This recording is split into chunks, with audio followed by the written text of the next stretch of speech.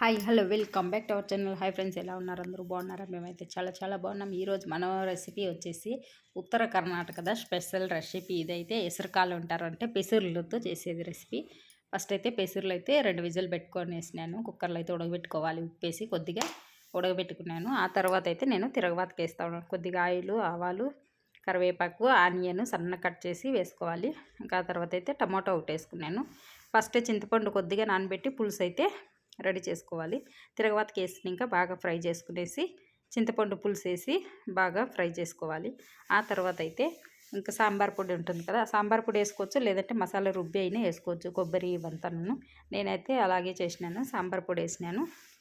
కొద్దిగా పసుపు, సాంబార్ పొడి వేసి తగినంత ఉప్పు వేసి బాగా ఉడకబెట్టుకోవాలి. ఇంకా ఆ తర్వాత అయితే ఉడికినాక ఈ పెసర్లు అయితే ఫస్ట్ 2 విజిల్ పెట్టుకుంటాం కదా, అవి కూడా అందులోకి వేసి మనకి నీళ్ళు ఎంత కావాలో అంత నీళ్ళు వేసుకొని బాగా ఉడకబెట్టుకోవాలి.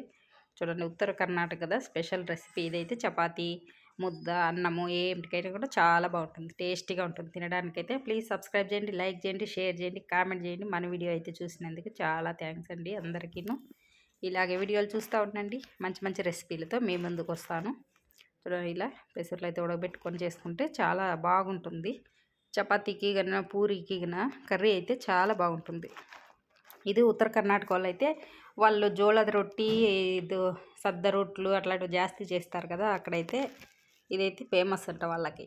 మన సైడ్ అయితే చాలా తక్కువ రొట్టి చేసేది, వాళ్ళైతే ఎక్కువ జోಳದ రొట్టి తింటారు. మన ఆంధ్ర సైడ్ అయితే రైస్ ఎక్కువ తింటారు, సంగటి అయితే చాలా తక్కువ. Please subscribe.